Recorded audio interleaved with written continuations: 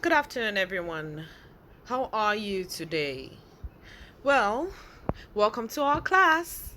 This is a literary appreciation class, and today we'll be looking at a wonderful and interesting dramatic text titled The Rejected Child by Tina Bogwu.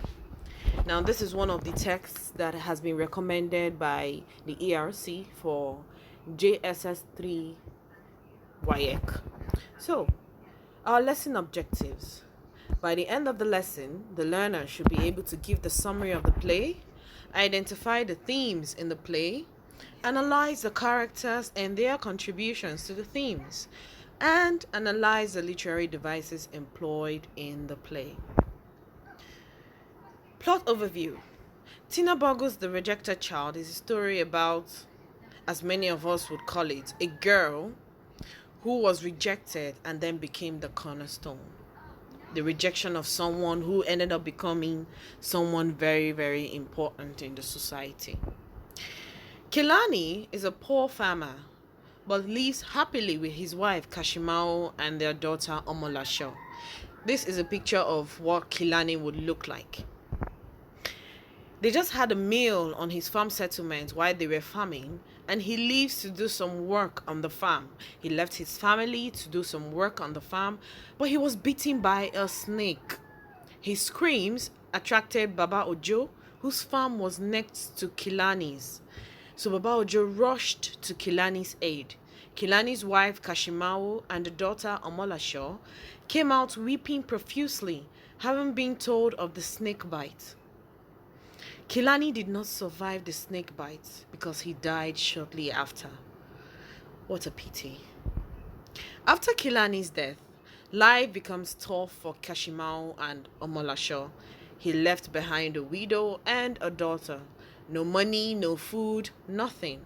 They decided to go to the city to beg for alms to survive, to beg, see if they can find foods to eat. On one particular day, Dr. Mrs. Ada Omoumi, a young woman, sees them begging and takes pity on them after listening to the brief story of Kilani's death. She takes them to her house and ends up giving Kashimao a job as the house help with a salary of 60,000. Dr. Mrs. Ada is married to a man called Engineer Kola Omoumi, whom she met when they were both undergraduates at the University of Massachusetts in their final year. Ada was a medical doctor in the making while Kola was studying to become an engineer. They both met at the university cafeteria while they were eating.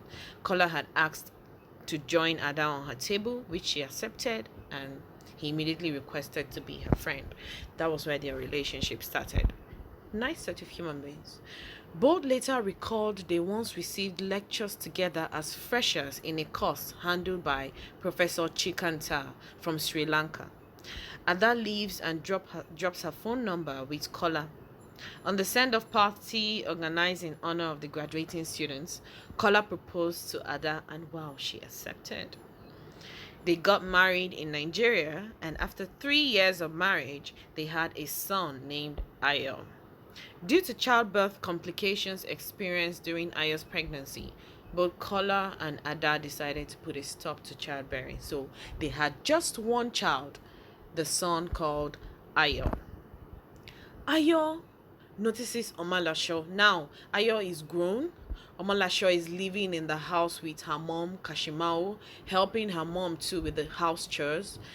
Ayo notices Omolasho, whom he sees as, wow, beautiful and big. She's now curvaceous and pretty.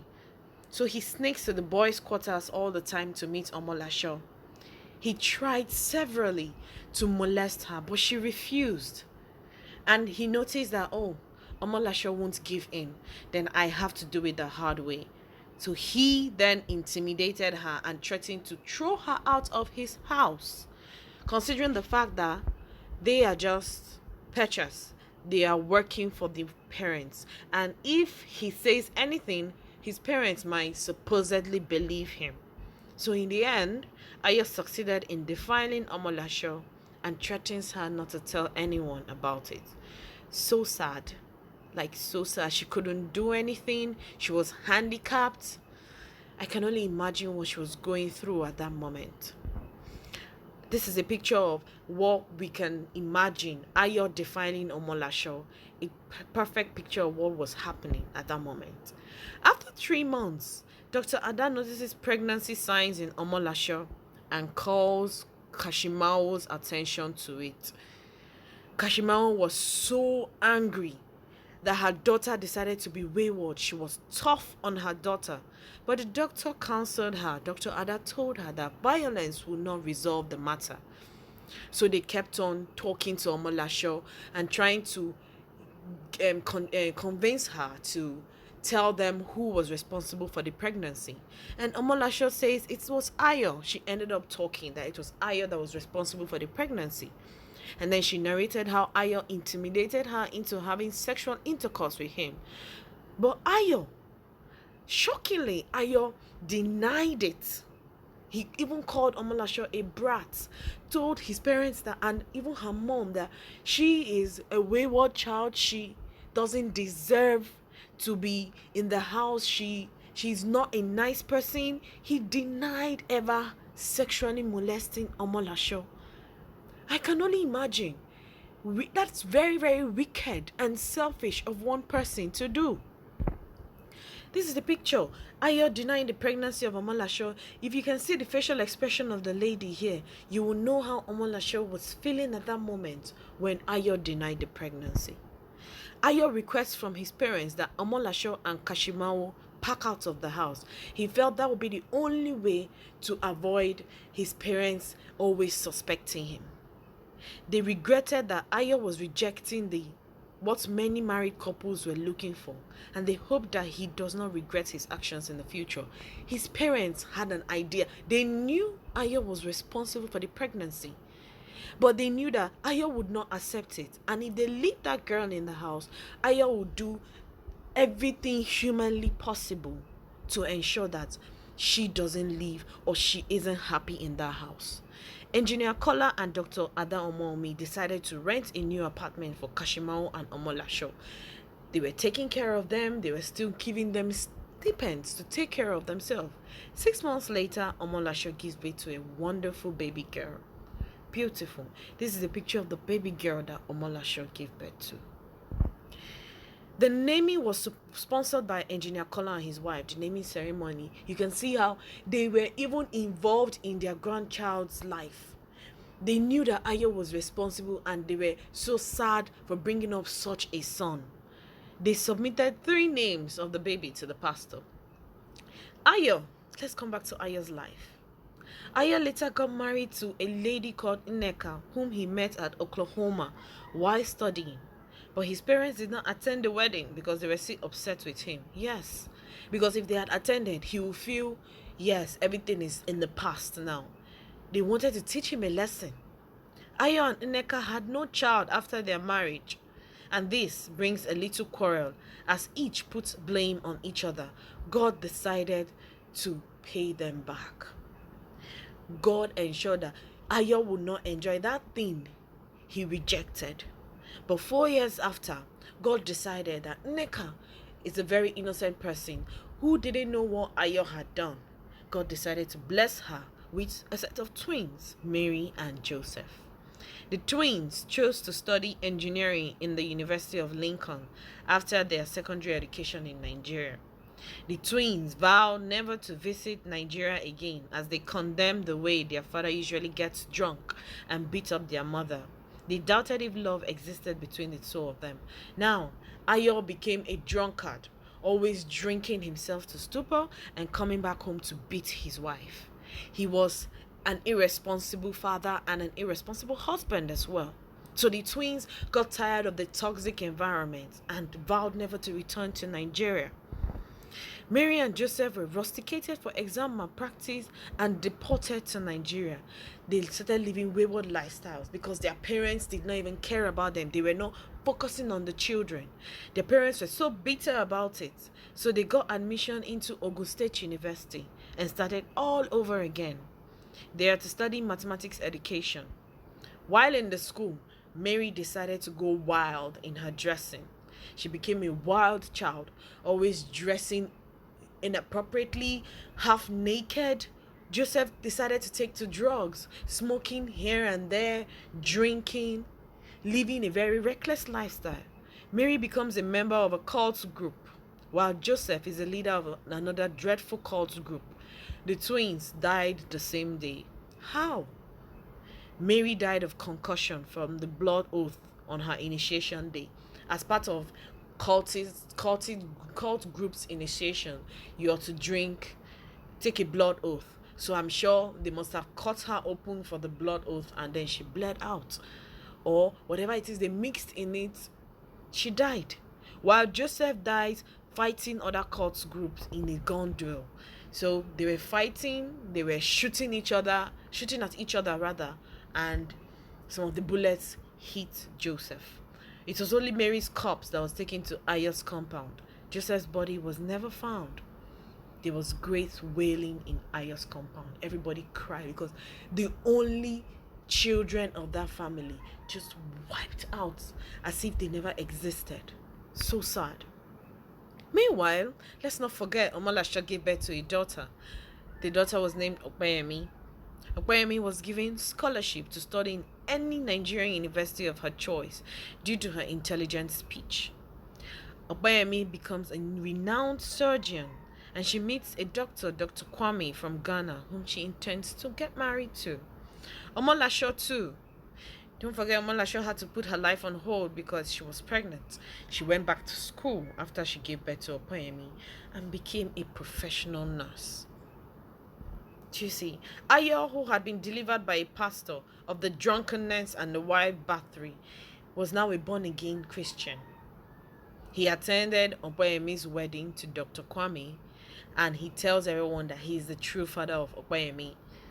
He remorsefully pleads for forgiveness from Kashimao and Omolasho, whom he impregnated and abandoned. He said he was too ashamed to get married to an uneducated lady, but you were not too ashamed to molest her. Very sad indeed. And that he couldn't stand the embarrassment of marrying a maid, but you could sexually molest a maid. I can't believe that. Aya's parents plead on his behalf. Dr. Ada and Engineer Kola pleaded on their child's behalf. Omomi willed her hospital to Opeyemi as Opeyemi was the only surviving grandchild due to the death of Mary and Joseph.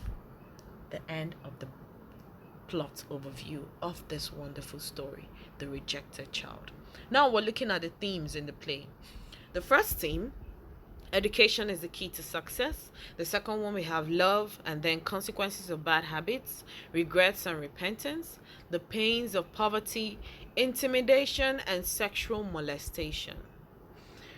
Education is the key to success. From the play, we can see the importance of education as being the key to success. Amongst all the characters that went to school, almost all of them went to school and became successful. Omolasho, who was raped and got pregnant, ended up going back to school to become a professional nurse. Opeyemi, the rejected child, became a surgeon because she had access to education, which came in form of a scholarship for her. So they both became successful because they went to school. They believed in the value of education. Education is very important. If you go to school, get good grades, study really hard, when you come out, you will be as successful as even Dangote because you studied really hard. Education is very important in the society. Love. We can see the theme of love glaring in the story. Kola and Ada, the love between the two of them was so strong. It was so strong. Like, everybody could see how Kola loved Ada so much and vice versa. We can also see the love in the Omomi family and the Kashimao family. You can see that the two of them had strong love for each other. That's why the Omomis believed when Omolasho said she was impregnated by Ayo because of the strong love they had for each other. Consequences of bad habits. You can see the issue of Ayo in the characters of Ayo and his children. Ayo used to get drunk regularly, and because of that drunkenness, he would come home, beat up his wife, and sometimes he would beat up his children. These bad habits, you see these bad habits, he thought it was just normal. It was later transferred to the children, especially Joseph, his son. Joseph ended up in alcoholism because he learnt it from his father. He claimed that he learnt the bad habit of drinking from his father Ayo. So these are the consequences of bad habits. And the alcoholism and the wild life that Mary and Joseph decided to live, the consequences fell on them. They both died as a result of those bad habits they decided to inherit from their parents. Another theme, regret and repentance. Ayo lives a terrible life, which included raping and denying that he got Omolasho pregnant. He was also a drunk. But in the end, he became remorseful and regretted his actions. He repented of his sins and decided to accept Omolasho as his daughter. Accept Opeyemi, as his daughter. The pains of poverty. Kashimao and her daughter Omolasho suffered in the hands of Ayo because they were poor. If Omolasho's father, Kilani, had still been alive, they would not have been in the city begging. But this is the pain they were going through as a result of their poor state. This is one of the reasons Omolasho refused to inform anyone that Ayo had raped her. Even when she was pregnant, he rejected the pregnancy and treated them like rags because they were from a poor background. Those that are poor know what they go through on a daily basis. The suffering, the intimidation, the discrimination they go through in the society because they do not have. This was the case of Omolasho and her mom, Kashimao. Another theme, sexual molestation and intimidation. We can see this in the character of Ayo, who sexually intimidates and molests the helpless Omolasho, who wants to live in a house where she can have access to food, clothing, and shelter. But Ayo decided to capitalize on that by molesting her. How cruel can a human being be?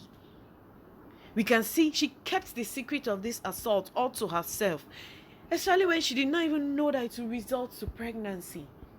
Because of her status as a poor person, she felt it's his right. What else can she do? That's what we see in the society. Some people are so helpless that they succumb to all this molestation from either gender, which is so disheartening. Sexual molestation and intimidation, one thing that should be disordered in the society. Next will be on the styles and techniques used in the play. Language. There is a use of English language in most parts of the play. It is a dramatic text, so it will have more of English language and a little of the Yoruba dialects, which will give us a clear picture of some of the scenes being described. It's an African book and a Nigerian book, so it is customary to have a little bit of the Nigerian languages.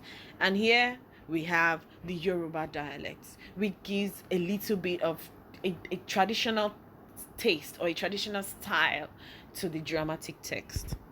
Setting of the play. The setting is in 3 places. We have the United Kingdom, the United States of America, where we have Oklahoma. The United Kingdom is where we have Lincoln, the University of Lincoln, and then we have Nigeria, which is the Ogun State University, and where the major parts of the play took place. It is a contemporary play, a play that happened in our immediate society, our 21st century society. It is telling you what is happening in our society as at today. Characterization. We have Kola, Ada, Ayo, Kashimao, Omolasho, Kilani, Opeyemi, and Dr. Kwame. Kola is the only child of engineer Sule Omomi and Dr. Mrs. Ranti Omomi. Kola is an engineer by profession. He gets married to Dr. Ada, whom he met at the cafeteria in the University of Massachusetts. Kola is presented as a loving person. His love for Ada is genuine right from the start. He is kind-hearted and assists the poor, as revealed in his treatment of Kashimao and Omolasho, before and even after Ayo defiles Omolasho. He is Ayo's father. Ayo is the son of engineer Kola Omomi and Dr. Mrs. Ada Omomi. Ayo is the only child of his parents. He is showered with so much love and affection, and this spoils him. He rapes and later denies being responsible for Omolasho's pregnancy. Ayo presented a rude character, going by the way he speaks to Omolasho and Kashimao, and sometimes his own parents, very disrespectful. As an adult, Ayo becomes a drunk and lives a terrible life. He later becomes remorseful and changes from his bad habits. Ayo ends up getting married to a lady called Neka, who graduated from the same university with him. They gave birth to a set of twins, Mary and Joseph, who don't even like them as parents. Omolasho. Omolasho is the daughter of Kashimao and late Kilani. She is the mother of Okbayemi, a child she got after Ayo impregnates and abandons her. Joseph and Mary, they are the twins that Ayo and Neka had after 4 years of marriage. They started well, very good children, but later became unserious, and this is what brings about their untimely death. Joseph becomes a drunk and joins a cult where he engages in a gun duel with another cult group and is eventually killed, while Mary joins a group of unserious girls who decides to initiate her into a cult group, and she dies of concussion during the initiation. Kilani is Kashimawo's husband, who dies after a snake bite. He is a farmer by profession. Then we're looking at Okbayemi. Okbayemi is Omolasho's daughter and Ayo's rejected child.